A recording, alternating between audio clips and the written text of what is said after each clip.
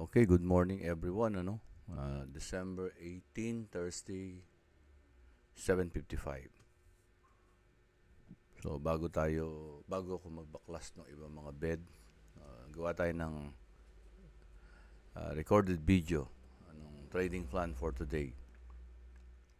Top-down analysis monthly, so bullish pa rin. Main concern is price is very near the all-time high. All-time high is considered as a significant resistance. Possible yung price is magka-consolidate bago magre-react kung bababa ulit or tataas. Pero looking at the monthly time frame, very bullish ngayon yung gold. And news, ayan, mga news, medyo hindi maganda ang news ng Amerika still for how many months naman na yan, cutting rates, and cutting rates for USD is internationally medyo maapektuhan yung value niya. And then institutions are going to buy USD to buy gold. Kaya medyo tataas yung demand lalo ng gold, parang ganon. And looking at the chart, parang isusustain niya yung pag-angat. But nothing is so sure kung kailan. Yeah, we have to be very careful sa pag-trade ng gold. Weekly. So weekly established pa rin yung ating resistance. Kaya lang nadagdagan ng resistance from the weekly. Ito yung monthly, ito yung weekly. Price is halos nandun na siya. Ayan. Ilang pips yan? Kung susukatin is around 200 or 300 pips. No. And looking at the weekly, talagang bullish siya. But then again, the concern is nasa all-time high siya. At laging nagre-react yan dyan. Kaya this is very critical and tomorrow is Friday. Bukas yan, pwedeng tumaas or bumalik sa baba. Pwede rin kasi bumalik sa baba since merong consolidation dito, maaaring hindi pa tapos yung pag-profit taking ng mga institusyon. So, walang kasiguraduhan. Kaya, when you do tradings, in and out, and always make sure na mayroon kayo stop loss. And today, ang alam ko, maraming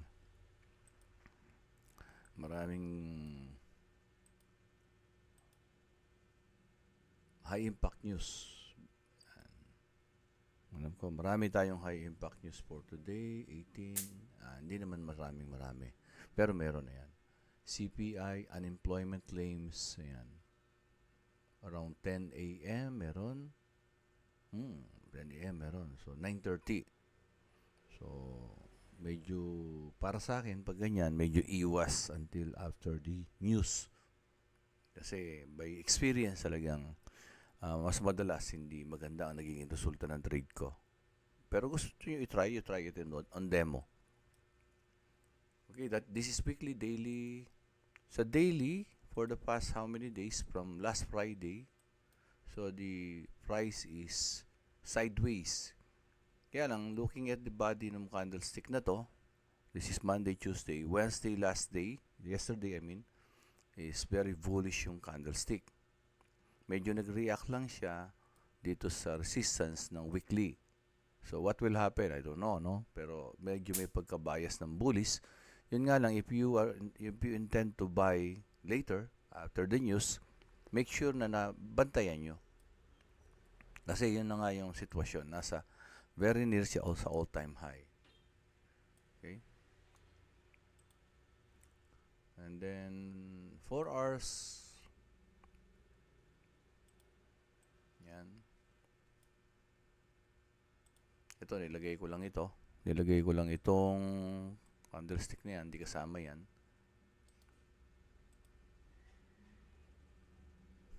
So, kung papansinin nyo, parang may consolidation din dito. Ayan. Consolidation means possible kung pwedeng umangat, pwedeng bumaba. Alin man dyan sa dalawa na yan. So, again, may possible consolidation, So, we still don't know anong mangyayari, Walang makakapredict talaga. But the bias is still bullish. Yun nga lang talagang, ito yung nagiging concern. this significant resistance, which is the weekly and the monthly. Very, very near na siya. At usually, the price always nagre-react sa ganyang mga sitwasyon.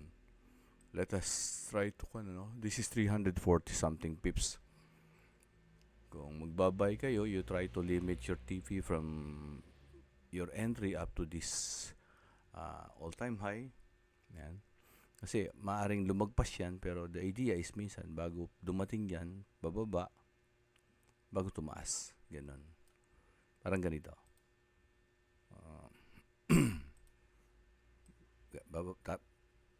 Mag-a-approach yan na ganyan.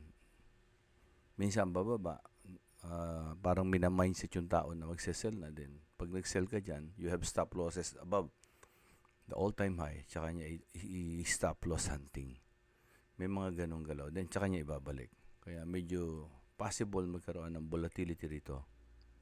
No, for the fast na mga pag-analyze experience, yun yung nakikita ko. But nothing is so sure. Ngayon, kung nag-winning ka na is, ang maganda, be very careful. Ingatan mo yung capital mo na unti-unti nang lumalaki. And then, we go 1 hour. So, ayan. 7 o'clock, 8 o'clock, kung mapapansin nyo, red na siya, no?